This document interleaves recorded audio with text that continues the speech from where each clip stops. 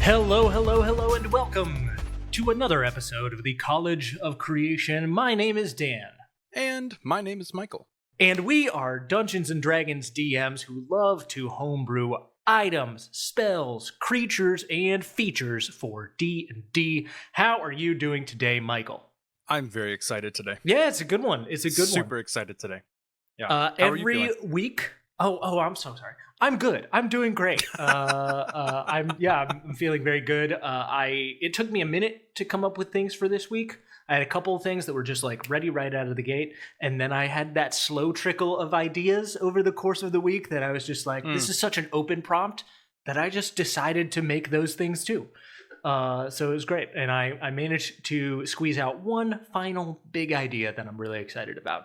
To remind the listeners, on this show, what we do is every week, Michael and I make brand new homebrew material for D&D based on prompts that we get from our community. So we've got a nice big D20 table that we roll on every week to find out what we're going to make. We take a week to make it, and then we come back and we talk about the things that we made. And this week we rolled for a prompt that was one of the most simple prompts that we've ever received. It just said something called the tax collector. Oh, I love it. I love it so much. That's it. Such a good prompt. There was no stipulation on items. There was no stipulation on feats or subclasses or monsters. Just something. We just wanted it to be called the tax collector. I took full advantage of the openness of the prompt this week. I had a great time.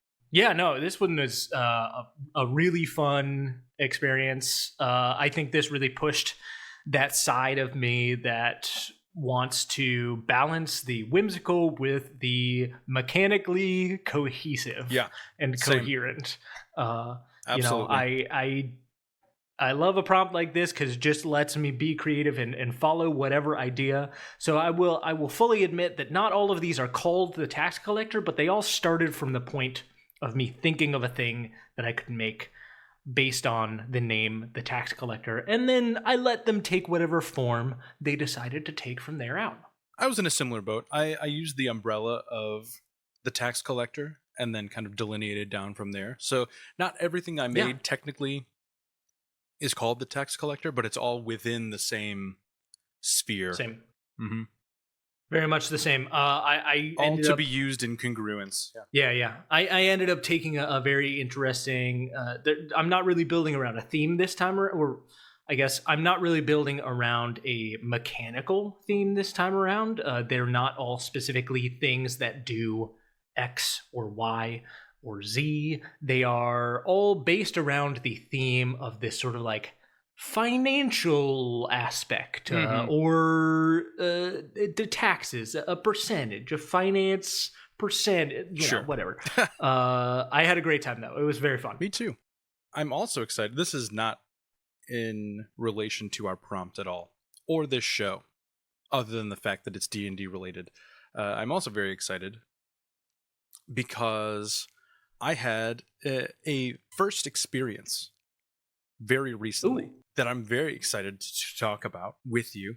We've wanted to talk about it to me for like 9 days, and we have not yet. I ran a live actual play in front of an audience. Yes.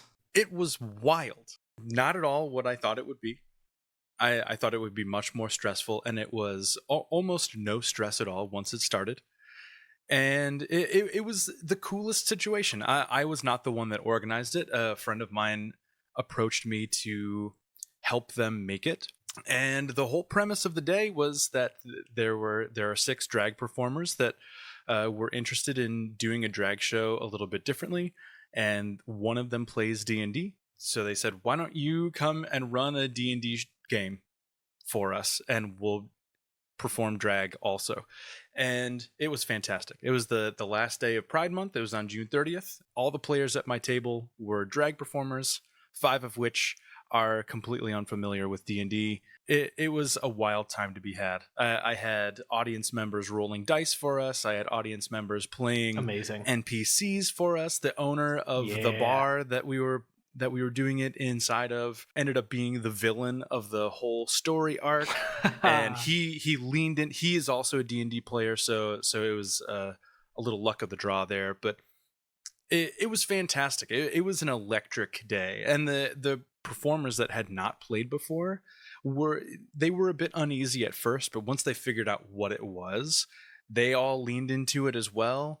We had Amazing. lip syncs going on. We had like flower crowns that were made beforehand with hidden items inside of them. It was just fantastic. It was so good. That's so good. Yeah. Oh my goodness! Wow, that seems like so much fun. I would love to run.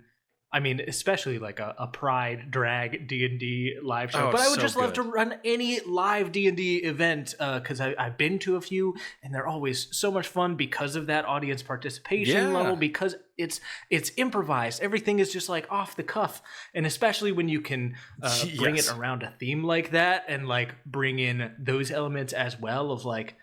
I mean, these incredible performers, and just trust them to like bring that energy to this event. It's incredible. That was maybe the only source of stress for me, because drag performances are not typically parts of games that I run. I run mostly online, so just performing D&D in person was a little bit out of the box for me. That was me getting outside of my comfort zone as well. But to have them use their performances and bring their unique styles to skill checks. Like, we didn't do a lot of combat because it was only a 3-ish hour show, so I wanted to not stall as much as I could. I wanted to keep it going. So we didn't do much combat, and the combat we did was very basic, very pared down. Yeah. But there were 6 performers. They all prepared one number apiece on a check that somebody else at the table decided need a little bit of extra sauce on it. They said, maybe you could just like perform for us to make this check go better, or whatever the case. Amazing. It was fantastic. I love that. Lots of music, lots of energy. I mean, you and I both know the joy of introducing new players to any game. Yeah. Those can be some of the most fun sessions when you really see something click in a new player's eyes, and I got to see it 5 times in like an hour and a half. It was fantastic. It's so good. Live in person, I got to see them really figuring out how it worked and falling in love with it, and it was just a great day. That's just so cool. And I think that, you sent me some of the materials that you were bringing beforehand. You sent me some of your like pared down character sheets just to, get my take on like how it all looked and your approach. Because again, this was your first time doing anything like this. And I really have to commend the way that you were able to simplify and synthesize the elements of playing a certain character archetype down to just like, these are the things that are important. And so for someone who's coming in, who's new, and isn't really doing this to like get into the weeds and really learn the details of it, but just needs to know enough that like they can sell it, that they can perform it, that they can live in this character and do the mechanical things, but do them fun, was expert level. I really should commend you for those character sheets that you put together, because they were exactly what I would want to have given to me if I was in the situation of a performer in that space. Honestly, I don't know why I've not done that before for new characters. It's either we jump right in, which is my preferred method. I like to just go and explain everything as I go, in like a one-on-one session or something like that, where I can really slow down and explain rules. Or it's been this laborious, like hour and a half long onboarding session if they really want to like cram the rules before they start playing, if they're a little bit more hesitant about it. And this really so basically what I did is I simplified every character down to 5 bits of information. There are 2 skills that each character was proficient in, 2 actions that each character could take, and 1 item that each character had. And that was the perfect amount of distillation, I think, because they could focus on just two things. And that's not to say they couldn't do other things. I had them roll for other skills and everything. But they knew that those two skills, they had a +2 to whatever they rolled. That was going to be their proficiency. And it made it very simple. There were no extraneous modifiers. Nothing was really based on class other than like the skills were vaguely assimilated into whatever they were doing. Like we had a Leonin barbarian that was proficient in athletics and intimidation, or our druid was proficient in insight and nature, and then everything else after that was made up by them on the spot. And I thought about it after the show. For new players in the future, for actual games that I run, I'm going to make these. I'm maybe a little bit more fleshed out than just 5 things, but certainly not an entire character sheet worth of things. It just worked so well, and it made them immediately very comfortable.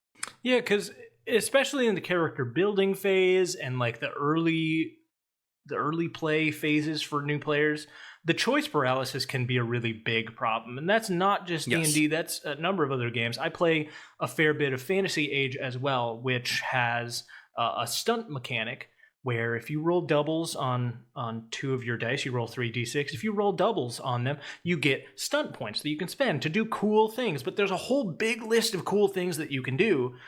And it really sort of slows things down if like every time a new player has to like figure out what the stunts are. They're like taking 10 minutes to look at this list and read all of the things.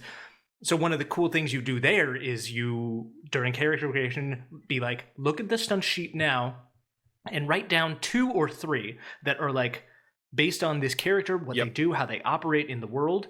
These are the favored stunts, because that is a thing that exists in the monster stat blocks for those characters. And in a similar way, monster stat blocks have the proficiencies listed in a separate thing. They have your skills listed as a thing that's like, this is what you get to this specific thing. Everything else, we don't need to list the whole like list of your various skills and abilities if all they get is the base bonus. So in that same way, you can take those ideas of the simplified character sheets or the simplified monster stat blocks or whatever, bring them into the character building creation stage, and have the player be like, if you don't know what to do, this is always a good option. And this fits your archetype choice. This fits who your character is.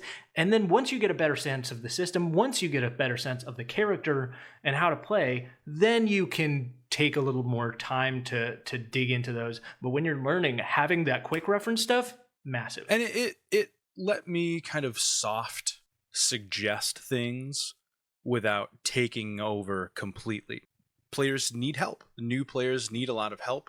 And I feel like it's a very fine line to walk between helping them and kind of guiding them along the path that they're telling you they want to go on, and just kind of subconsciously using your knowledge to steer them in a direction you think is either mechanically more feasible for them or whatever the case may be. But with these, it was like, because I just made them and gave them to them.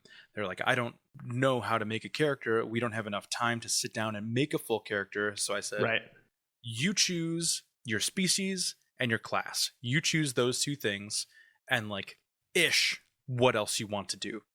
And I will give you my best suggestions on what your character would be good at based on those things. That's really fun. And it sounds like a great time. If you do it again, I'd love to see it. I'd love for it to be recorded. I think if it does happen next time, it will be prepared a little bit better. The person that was in charge of running it, much to their credit, they are an incredible drag performer. They have been hosting and running shows for years. This is the first time that they've ever dabbled into D&D. And I think their idea of what it would be and my idea of what it would be were so far separated at the start that it took us a couple weeks to get to a place in the middle. Right. And at that point, it was like, we just didn't have a lot of time to really iron out big production details and things like that. Yeah. So next time, logistics can be tricky. Right. But now we have a really good starting point. Now we're starting from the right place together. And I'm sure any future shows will only get better from here. That's so fun. I hope you get the chance to do more. I Me hope too. that I get the chance to do that at some point. I would welcome it. I would love that. I hope you do too. Come to Ohio and we'll do one together. Sounds great. Sounds great. It'll happen. It'll happen. There we go. Well, let's see. I think probably because of the nature of the openness of today's prompt. Oh, yeah. I do think we should probably just like dive into Let's do it. Let's do it. And get it rolling. Would you like to present first this week? Tell me what you came with. I think it is my turn to. Yeah, I think it's my turn to go first. Before you open this, I do need to kind of preamble this for a second. I said before I took full advantage of this prompt. It was very open, very basic, not notated with any detail whatsoever, and I was truly spoiled for choice this week. I had no idea which direction I wanted to go in, and ultimately that led me to the only option, which is the path that I went down. If you would please open your document, Dan. Okay. I present to you the tax collector class. Whoa. You made a class. I made a whole class. You made a full class. I made a full class. All right. Okay. All right. I see. I get it. He's trying to one up me. Overachiever over here. I told you at the start of this I had an insane idea and I didn't know if I would be able to land it, and I think that I did. This is the tax collector class. Holy cow. It comes complete with a full table, a complete run of class abilities. I also wrote out one full subclass.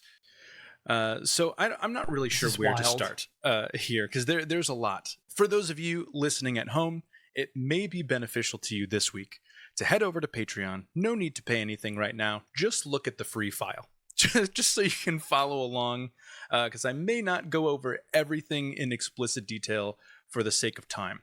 Because this is a hefty one. But yeah, I mean, I would really encourage anybody listening to go over to the Patreon, join at the free tier. That is where you can get all of the regular episodes plus access to all of these files for the creations that we make. You can download them. You can read this whole thing. This is so much. This is like 6 full pages. It's a lot of content that you brought here. So let's breeze through this. So we'll start out with the class details and the creation of a tax collector. Since the beginning of time, governments have imposed taxes on their citizens. This process has taken different forms and required different payments from the people of these governments, but the sentiment has always been the same. In exchange for protections and rights, you must pay what is owed. In many situations, this can be justified, and there are examples of some regimes that made good on their promises.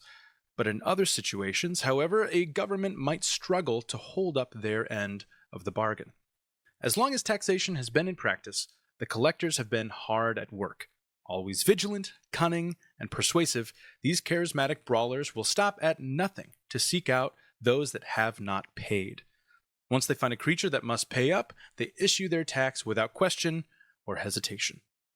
Now, before selecting this class, it may be wise to set up a meeting with your GM, buy them a coffee, treat them to dinner, finish their laundry, and then ask them, seated if possible, if they are ready for a silly little guy at their table.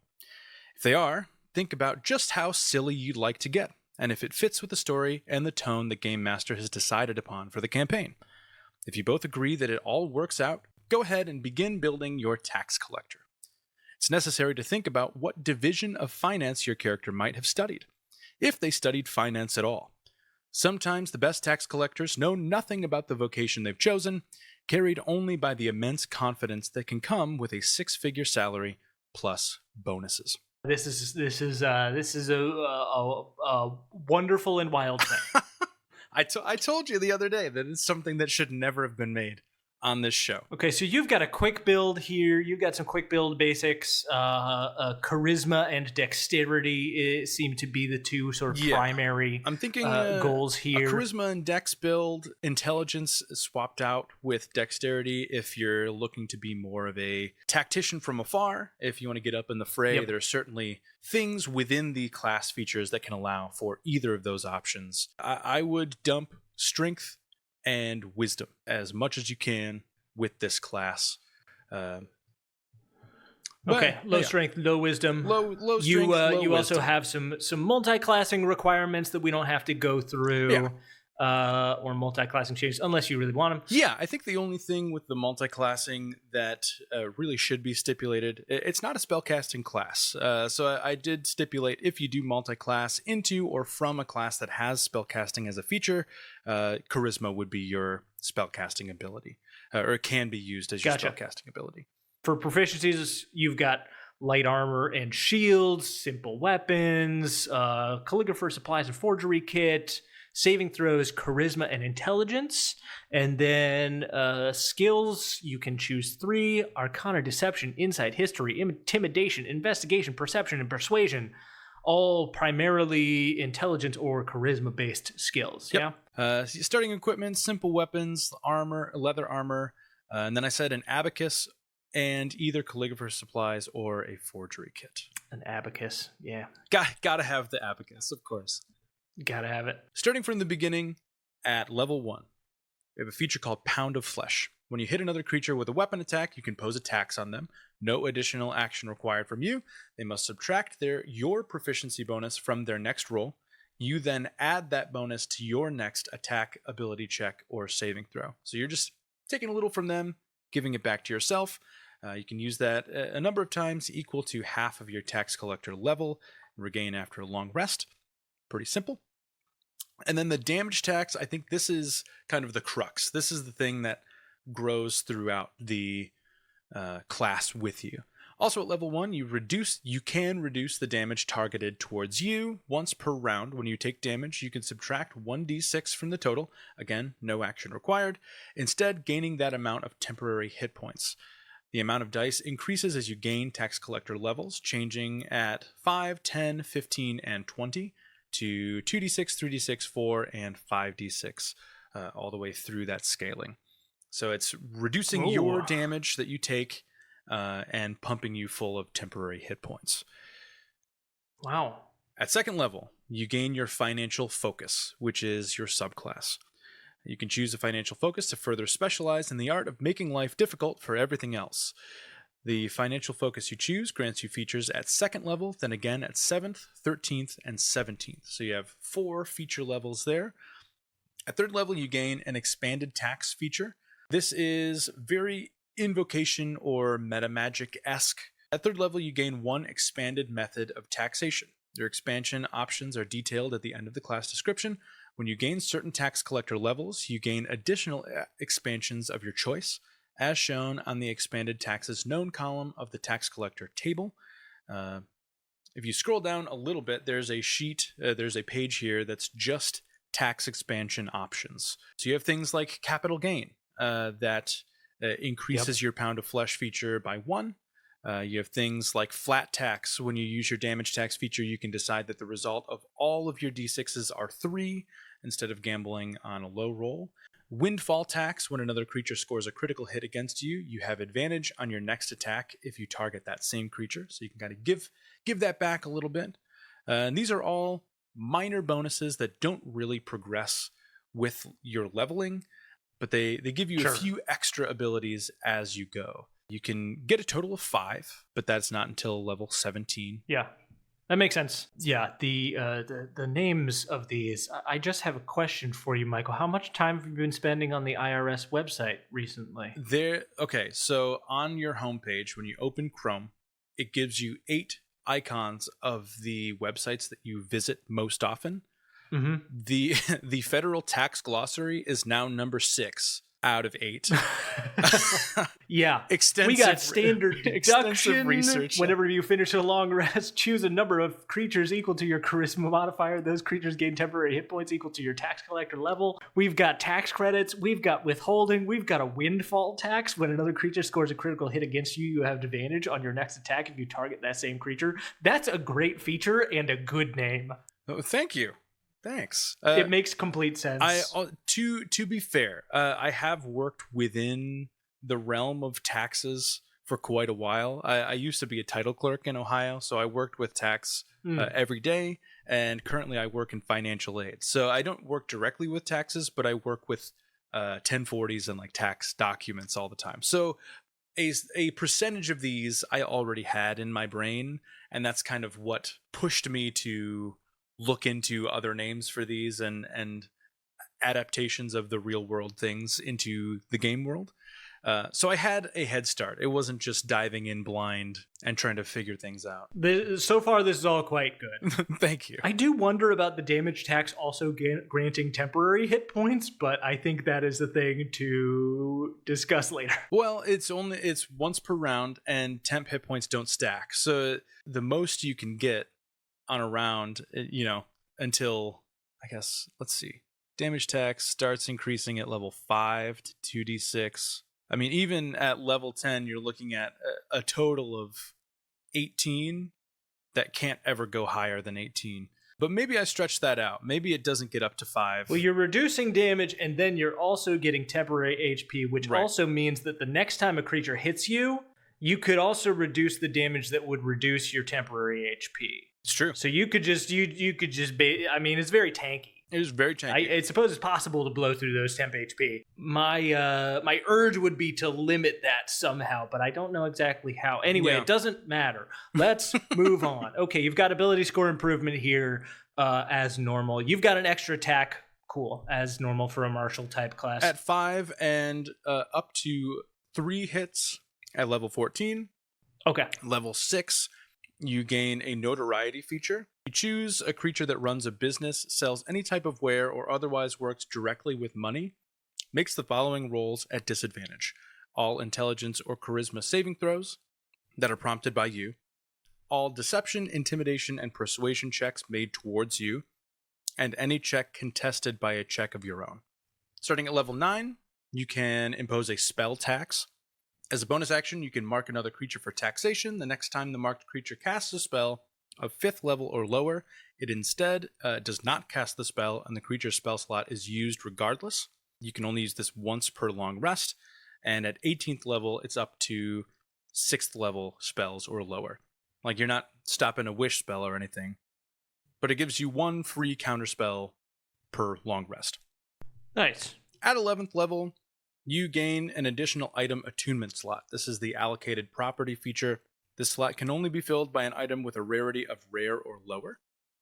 And at 18th level, that increases to very rare or lower. Nice. At 15th level, you get the Steel Will feature. You've encountered enough resistance in your field of choice to safeguard you from the frills and bribes of those beneath you. You are immune to the frightened and charmed condition. Frightened or charmed conditions. Your choice. You pick one of the two. And at 20th level, you get the Exit Toll feature. You're able to tax the abilities of the creatures. When you reduce a creature to 0 hit points, you can choose either its lowest or its highest ability score, and that score increases by 4 for you. If 2 or more of the creature scores are equally the lowest or highest, you can choose to increase 1 by 4 or 2 by 2 each. This change lasts until you finish a short or long rest. You dispel it or use this feature again. In the event that the creature you reduce to 0 hit points is revived in any way, their ability scores are reduced congruently with your increased scores. So they come back with those scores taken down in whatever way you boosted your own. Nice. We'll come back to the financial focus options. Yeah. I want to skip down to...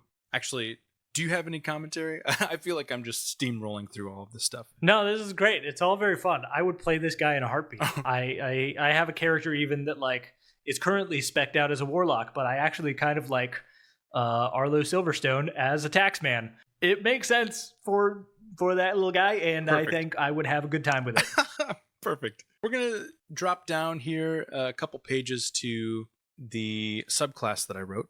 Subclasses for tax collectors are called departments. And this is the Department of Luxury. You stand head and shoulders above your peers, if you can even still call them peers. The monetary rise you've experienced in your lifetime is a phenomenon unattainable by most, and likely not due to anything that you did. The amount of money we're talking about here is bizarre, really. How much advantage does this buy you in life? All of it. So much advantage. This subclass is just about gaining advantage and dealing out disadvantage. Sounds good. At second level, you get some spell casting. You can cast any of these 5 spells once per long rest.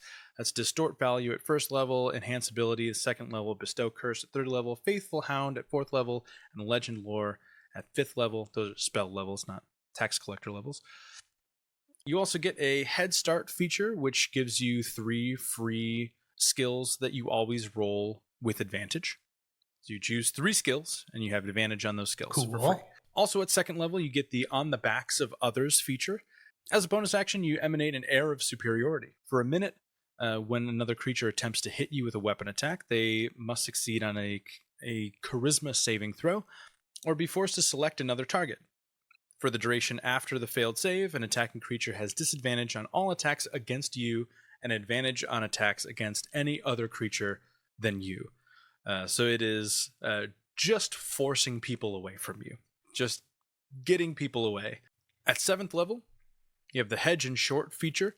Your keen financial mind can spot the promise within the most dire circumstances. When you roll a nat 1, you can choose to make it a nat 20 instead, once per long rest.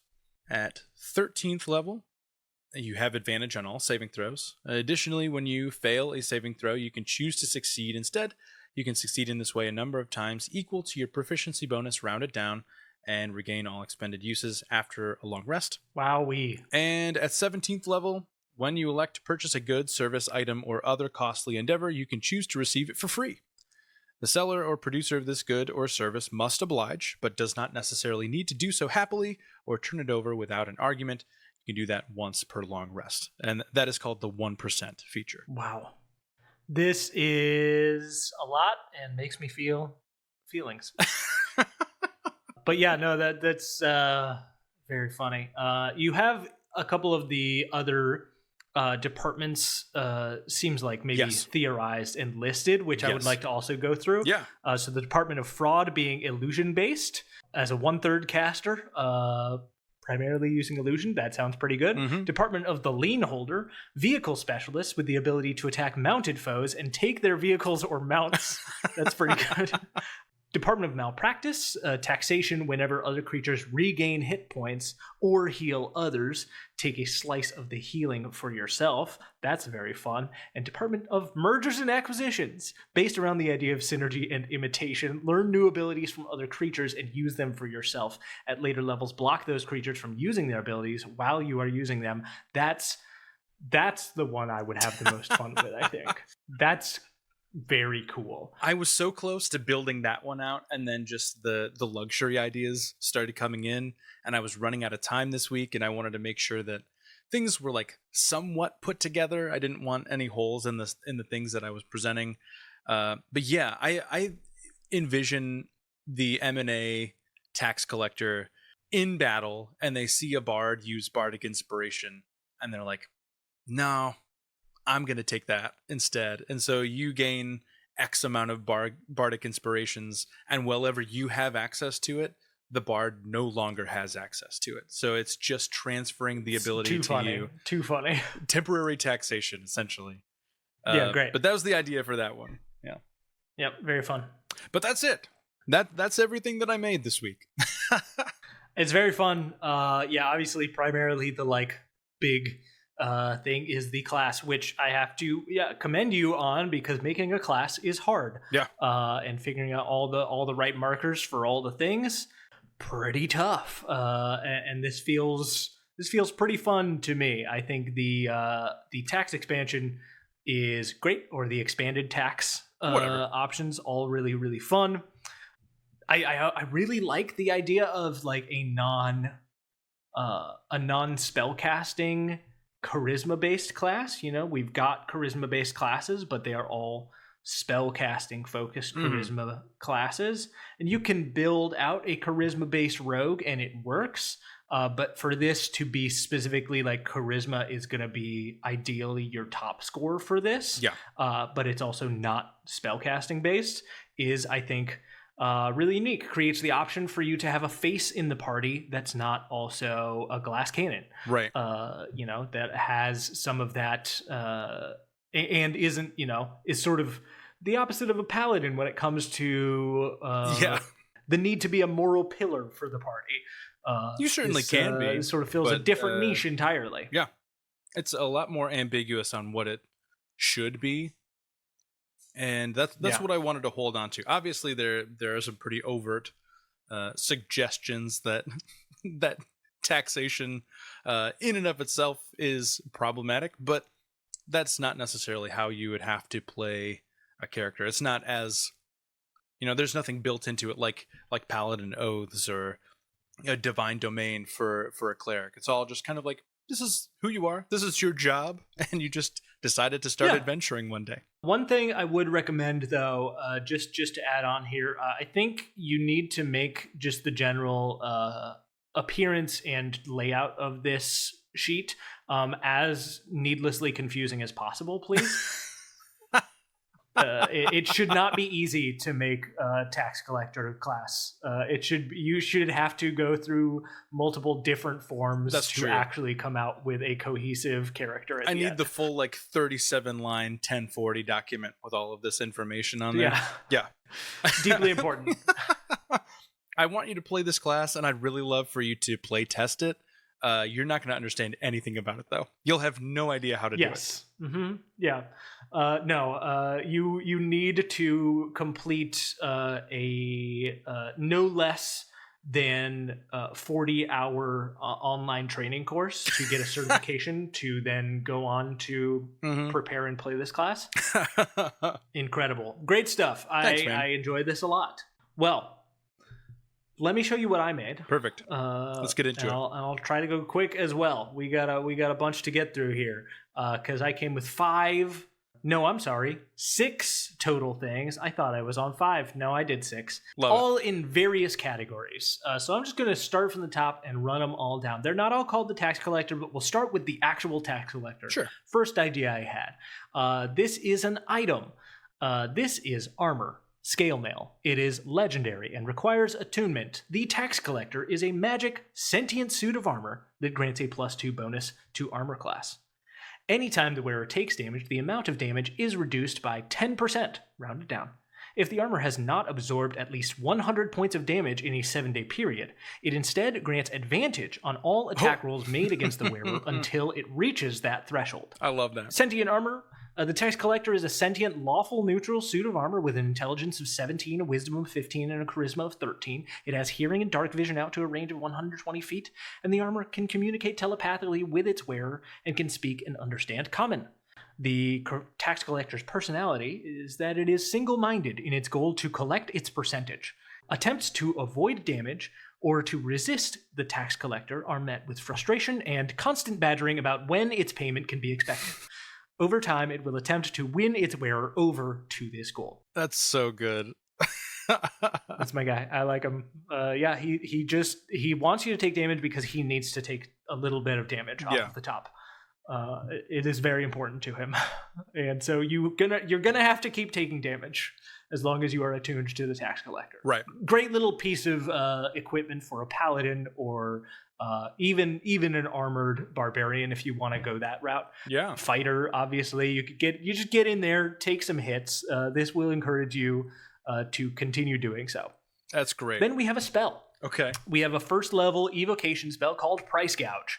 The casting time is 1 action, range of 60 feet, and it has components, verbal, somatic, and an optional material component. The optional component is gold pieces in 10 gold increments up to 100 times the spell's level, which the spell consumes. You toss a handful of coins at a creature within range, make a ranged spell attack. On a hit, the creature takes 2d10 bludgeoning damage, and then hit or miss, the coins burn with arcane energy and sap the target's life force, reducing its maximum HP by 1 per 10 gold spent for the casting of this spell.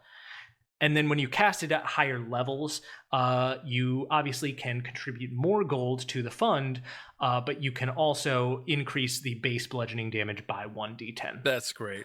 Do some base damage, but also reduce that max HP by a taxed amount. That's fantastic. I want to add that into all of my games right now. Hey, sometimes you just have a little bit of extra money, and you just want to find a way to spend it. Perfect. Hey, also for the listener, if you're hearing like loud thudding noises, I'm really sorry. That's my upstairs neighbors. I don't know what they're doing right now. I can't hear anything. I'm sure it's okay. You find out in the edit if you can hear anything, and if so, keep that little disclaimer in there. And if you can't hear anything, take this out, or you could leave this in and have me just like being paranoid. Then the next thing we have is a feat called Failure Tax. This is truly just ripped straight out of Kids on Bikes. I'm not even going to try and dress it up at all. When you fail an attack roll, ability check, or saving throw, you can use your reaction to take a failure token, and you can spend failure tokens to increase the result of a future roll by 1 per token spent. All accumulated tokens are removed when you complete a long rest. Oh, I like that a lot. That's it. Kids on Bikes, great game. Would recommend. When you fail a roll in that game, you get an adversity token, and that means that you can do better in the future. Yeah.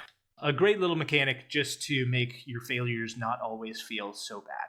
And this is just a little version of it that falls under the tax category for me. Fantastic. Then we have a monster. We have a creature called the Taxman. This is a medium celestial, lawful neutral, armor class of 16, hit points 180, strength 16, dex 16, con 16, intelligence 20, wisdom 16, and charisma 12. It's immune to Charmed and Frightened, and really its major features are that it has an aura of taxation. So when a creature is within 60 feet of the Taxman, it can only take 2 of the following options on its turn: action, bonus action, or movement, not all 3. You are not allowed to take all of your turn. Some of it is taxed. A portion of it is taxed while you are too close to the Taxman. That's so good. It has a multi-attack with a weapon I called the Invisible Hand. Melee attack, it does 1d8 plus 5 force damage, and if possible, 2d10 gold pieces are removed from the target's inventory. The Invisible Hand of the Market, coming to just take a little bit here and there. Yeah, a little off the top. Then it has 2 additional action options. However, one is a recharge 5 of 6, and the other only recharges if the first one is used, which will make sense. Open Market recharges on a 5 or 6. The Taxman glows brightly, granting advantage on all attack rolls against it until the beginning of its next turn. Now, Pay the Piper recharges only after using Open Market. The Taxman deals force damage to all creatures within 90 feet of it, equal to the amount of damage it took during the previous combat round. So basically, this is like, it fully reads to me as just like JRPG boss mechanic. That's just like, okay, I'm charging up, come and hit me, and then you deal a bunch of damage to it, and it's just like, cool, that was 95? Everybody around me takes 95 now. Gosh, that's so good. You learn really quick to not bite the second time around, but it's a good first time feature. Yeah, that'll really take everybody by surprise. First of all, these are all very thematic. They're very specific, but they also so broadly just ooze like disgusting tax service in the best way. I'm having a great time. It's so good. It's so good. Please continue. Then we have the background. I made a background for the first time on this show, which are also fun. And actually, there's part of the book that can be read as the intention is for you to create your own background and use the ones in the book as examples of what you could do. Right. This background is the debt collector. You have worked on behalf of an individual or organization that collects debts or taxes. As an agent of this entity, you are empowered with various tools and methods to secure what is owed. Some in society may see your role as a leech or a vulture, but your work keeps your employers and assets secured and your pockets lined comfortably enough. You gain the skill proficiencies in Insight and Intimidation. You gain tool proficiencies with Calligrapher supplies. I considered Forgery Kit, but you added that to yours, so I will let you have that one. Thank you. You gain 1 language of your choice. For equipment, You get an abacus Hey. or an adding machine, a ledger book, a quill pen, a pot of ink, a set of traveler's clothes, and a pouch containing 15 gold. And your special background feature is Shakedown. When you are in a well-populated metropolis or a city where you or the entity you represent would be well known, you can leverage your position to get a 10% discount on commonly found adventuring gear. So just if you're in a city where the bank you work for or whatever is also located, you don't have to spend as much money. It's got a ton of utility, a cool bit of story potential, narrative potential. Great. Fun little background. And then finally we get to my big item that I've created, which is a subclass. I didn't go as hard as you and make a full class, but I made a warlock subclass. And this started with the idea of tax, and then it naturally sort of pivoted as I realized what I had started to make was not actually a tax structure, but was a multi-level marketing scheme. And so I give you the Warlock Patron, the Great Pyramid. This is so good. I'm so excited for this. Cue a royalty-free piano and synth music with little it's hold music. Yeah. Cue that. Okay, imagine it in the background. Welcome to the Great Pyramid, where ambition meets opportunity in the dynamic world of tiered arcane marketing. Founded on principles of innovation and empowerment, we give individuals the tools to achieve their dreams through a unique and flexible marketing structure. At TGP, you'll be your own boss. Sell connections you can believe in, and grow a supportive community that fosters your personal and professional growth. Whether you're seeking financial independence, a fulfilling career, or the power to annihilate your enemies, TGP can provide the tools and resources you need to succeed. An investment in your career at TGP is an investment in the future of our world. Join today or talk to a TGP preferred partner to learn how TGP can help you achieve your dreams.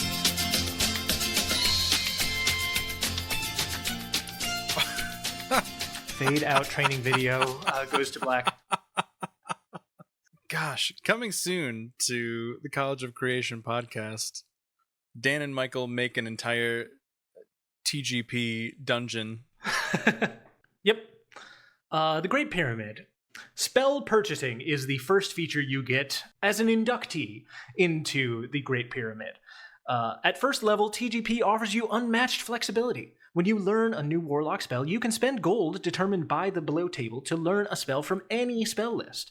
A spell you choose must be of a level no higher than what's shown in the Warlock table's spell slot level column for your level.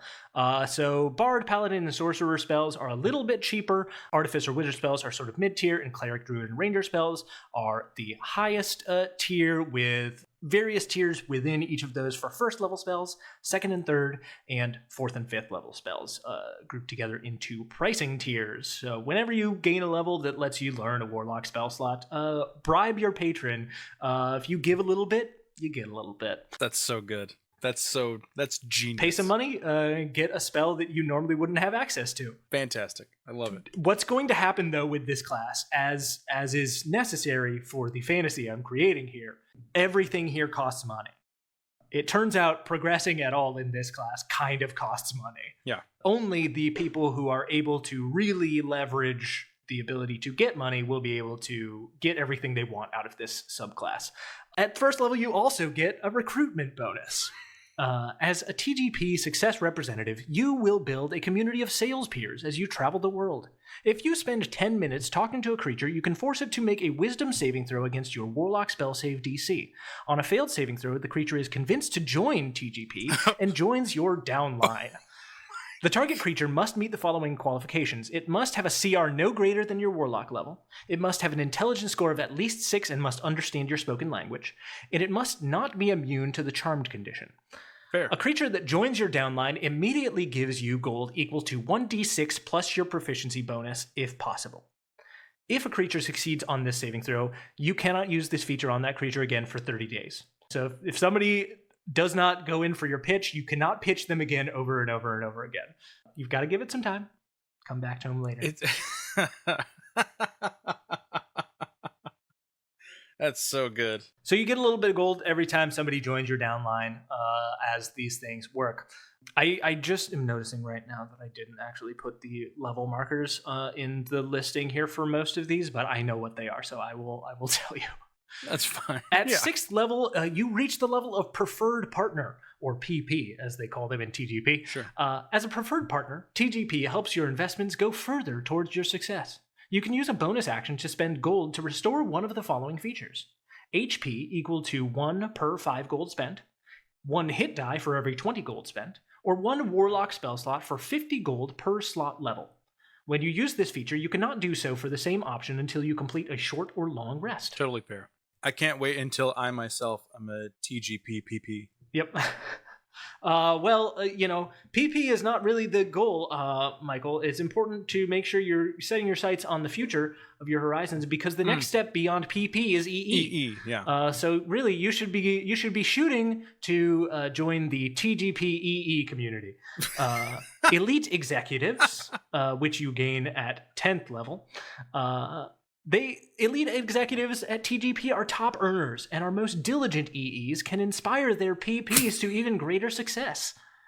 At the end of each long rest, you gain 1 gold for each creature in your downline. Roll the same number of d6s. You gain 1 additional gold for any dice that rolled a 6, but you lose 1 member of your downline for any dice that rolled a 1. That's fair. You're getting some kickbacks, but some people are just not earning. You know, those ones, they're not as good at being success representatives as you were, and that's a shame, but it's their own fault. You know, their success is in their hands at TGP, and we really want to empower those people to have their own success. I mean, you get out of this what you put into it, right, Dan? Exactly. Yeah. If you're not walking the walk here at TGP, we're not going to help you talk the talk. Right. I mean, we're giving you the tools to empower your own success and independence. What you put into it, that's going to be on you. Those are your dividends, your future dividends. You know, you can't expect to make it to EE if you're only putting in 5 hours a week. Right. If you're only trying to recruit, 1 person every city you go to, you really need to be hitting the ground running if you want to earn as much as the top EEs. Right. You can't expect to live life at a level of an EE if you're putting in the amount of work as an SR. It's not possible. It's not possible. Right. And certainly, if you're only putting in that much work, how are you ever going to expect to join the LC? Because as we all know, and I'm glad that you agree with me here, Michael, is that at TGP, our most senior and successful representatives join the prestigious Leadership Circle. So at level 14, LC members have access to best-in-class success tools to help their teams meet their goals.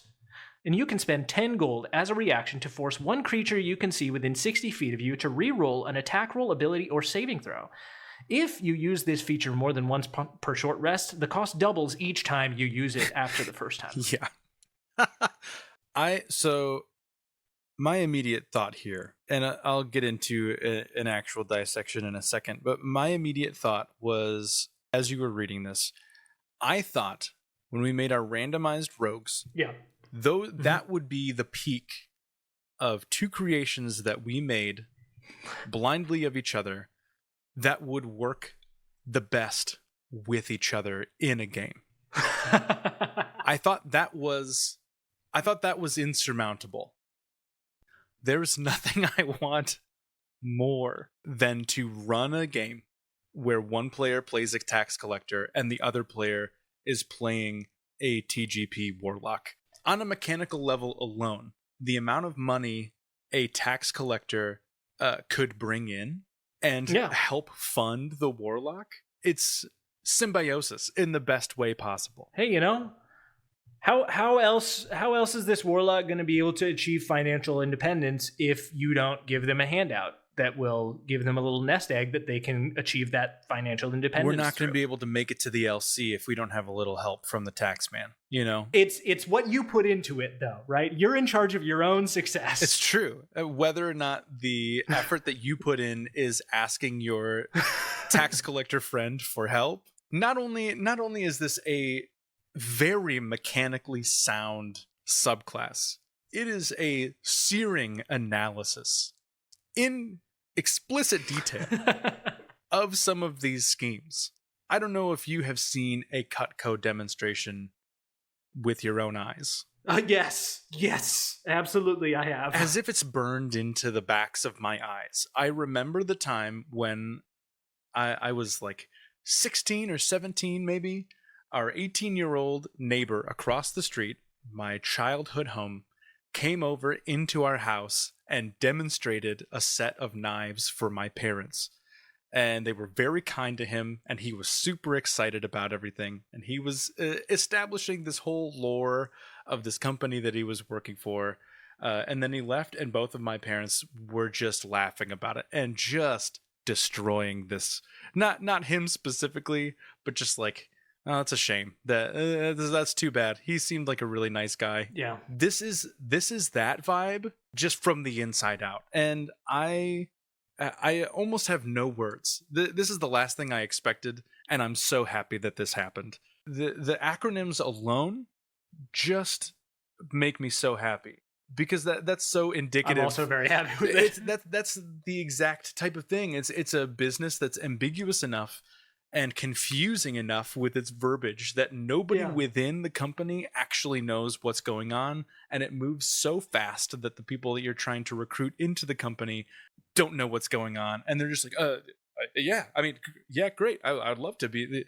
I think I would be a great PP one day, or EE one day, or LC one day. The great thing is, what do you sell? What is sold here? You never know. Nothing. I never tell you. I intentionally never told you anything material. Like, all of these things are just like, these are tools for success.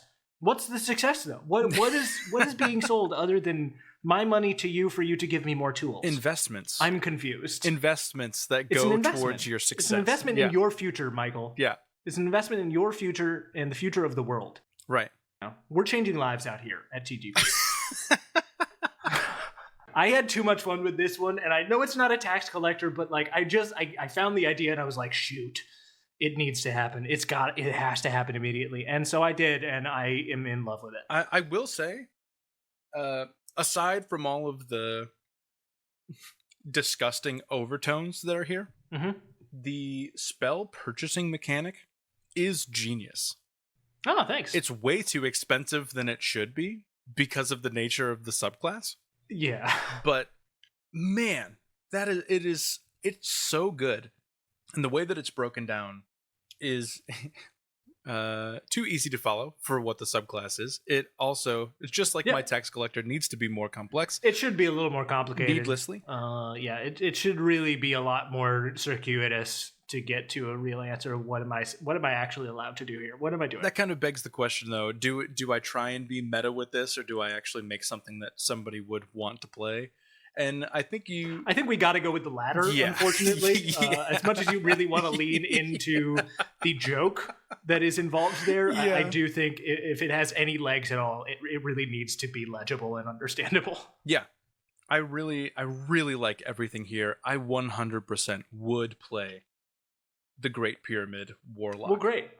Well, we should do that then. We should just play each other's subclasses at some point, or I'll play your full class. Yeah, great. But I need the mergers and acquisitions subclass to be written first. I will have that for the update. Whenever we update, you are in charge of your own success, Michael. So our next compendium, episodes 11 through 20, we'll have I'll have a full run of tax collector subclasses. Indeed. Well, Michael, would you like to roll? No, wait. It's your turn. Time for me to roll. Your turn. We've gone so long. It's been such a long episode here that I've forgotten whose turn it is to roll. Here we go. Let's hope we get a prompt that's just as good as Grace gave us last week.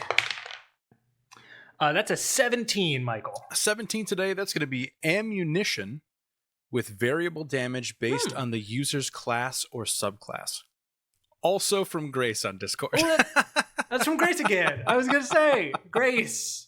That's very fun. Thank you, Grace. Ammunition with variable damage based on the user's class and subclass. That's interesting. It's like those shards that are just for the sorcerers. The spellcasting shards for sorcerers. But you could make a bunch of different ammunition for fighter. Yeah. Or for specific, like darts. perhaps for Monk, because monks love them some darts, but darts are pretty boring as they are. Yeah. That could be interesting. Well, now I don't know what I'm going to make. Or you could make the based on class.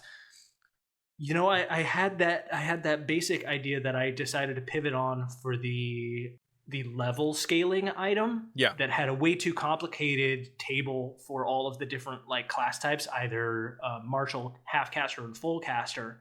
Maybe I'll go back and pull one of those ideas from that sheet over into something like this. I'll have to do some digging and see what is in my now active good ideas document. The ammunition thing is what's holding me up, I think. I'll have to sit and think about this, because ammunition, we talked about it a little bit, about how you run ammunition in your Western game. That was the first time I've actually had a conversation about ammunition in D&D. So it's just not something that's ever really on my mind. So this will be a good experiment for me this week. That's very fair. Yeah, we'll see how much I pivot, because I likely will pivot to some degree, but we shall see. Mm-hmm. Thanks for the prompt, Grace. If you have a prompt that you would like to give us, you can send those over to us either by email.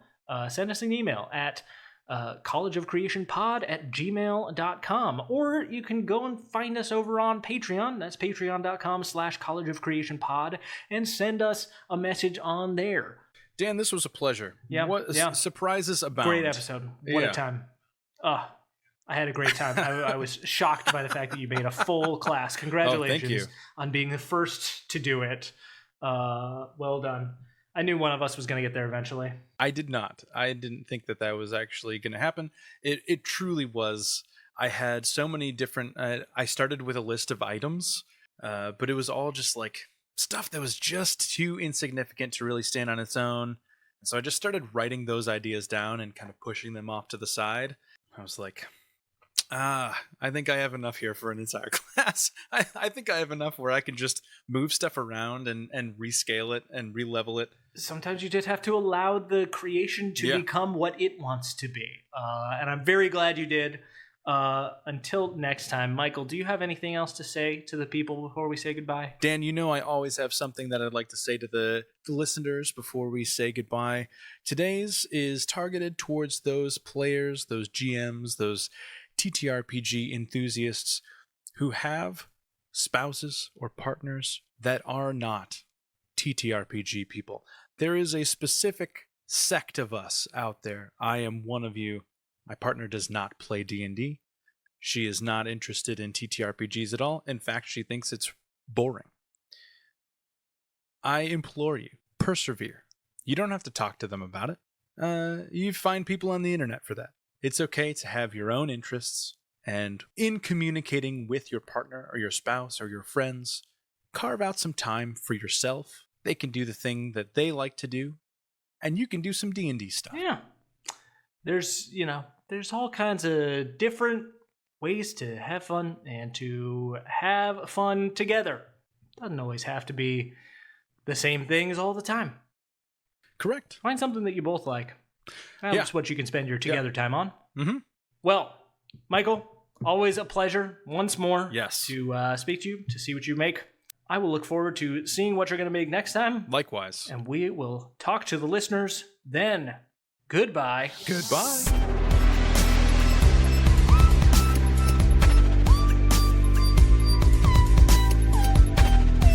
Hey everyone, it's Michael. Thanks for listening to this episode of the College of Creation. If you want to see our creations from this episode and our past episodes, you can find those for free on our Patreon page. That's patreon.com/College of Creation Pod. And if you decide to become a patron, you'll also automatically get access to any revised versions of the things we've created, plus our patron Discord, and bonus chats with Dan and myself. You can send any of your own homebrew prompts or questions to collegeofcreationpod@gmail.com, and our music is by Fuserwolf. You can check out his tunes on Bandcamp and Spotify. As always, thank you so much for listening.